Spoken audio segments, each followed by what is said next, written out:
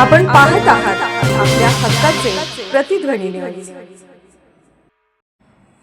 घोगावजवळ खासगी ट्रॅव्हल्स बसचा भीषण अपघात, चालक क्लीनर जागीच ठार, 15हून अधिक प्रवासी जखमी।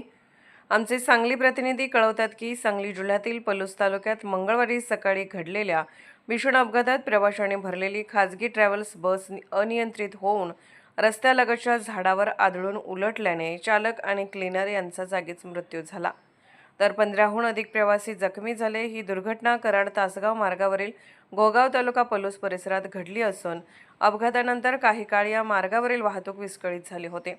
मिळालेल्या माहितीनुसार प्रवाशांनी खचाखच भरलेली खासगी ट्रॅव्हल्स बस कराडहून तासगावच्या दिशेने जात होती। घोगाव जवळ आल्यानंतर बसचा वेग जास्त असल्याने चालकाचा वाहनावरील ताबा सुटला। भरधाव बस थेट रस्त्याच्या कडेला असलेल्या झाडावर आदळली। धडकेची तीव्रता इतकी जबरदस्त होती की बस उलटली। या भीषण अपघातात बसचा चालक आणि क्लीनर यांचा घटनास्थळीच मृत्यू झाला। अपघात होताच बसमधील प्रवाशांमध्ये एकच गोंधळ उडाला। अनेक प्रवासी बसमध्ये अडकून पडले होते। अपघाताची माहिती मिळताच परिसरातील ग्रामस्थांनी घटनास्थळी धाव घेत बचावकार्य सुरू केले। जखमींना बसमधून बाहेर काढून तातडीने रुग्णवाहिकांच्या मदतीने जवळच्या रुग्णालयात दाखल करण्यात आले। जखमींमध्ये काहींची प्रकृती गंभीर असल्याची प्राथमिक माहिती असून सर्वांवर उपचार सुरू आहेत। दरम्यान या अपघातानंतर स्थानिक ग्रामस्थांनी प्रशासनाच्या कारभारावर तीव्र नाराजी व्यक्त केली। कराड तासगाव मार्गावरील रस्त्याचे काम अनेक दिवसांपासून अपूर्ण असून रस्ता अरुंद आणि धोकादायक अवस्थेत असल्याचा आरोप ग्रामस्थांनी केलाय। रस्त्याच्या कामातील विलंब आणि अपुऱ्या सुरक्षा व्यवस्थेमुळे हा अपघात घडल्याचा दावा त्यांनी केला। संबंधित यंत्रणेविरोधात कारवाई करण्याची मागणी ग्रामस्थांनी केली आहे।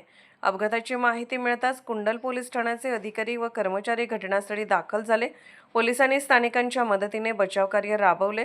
अपघातामुळे कराड तासगाव मार्गावर काही काळ वाहनांच्या लांबच लांब रांगा लागल्या होत्या।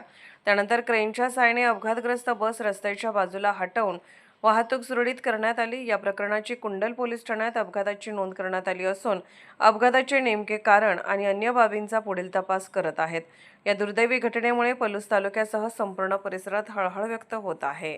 आपण पाहत आहात प्रतिध्वनी चॅनल। अशाच बातम्या पाहण्यासाठी आमच्या चॅनलला सबस्क्राइब करा आणि बेल आयकॉनवर क्लिक करा।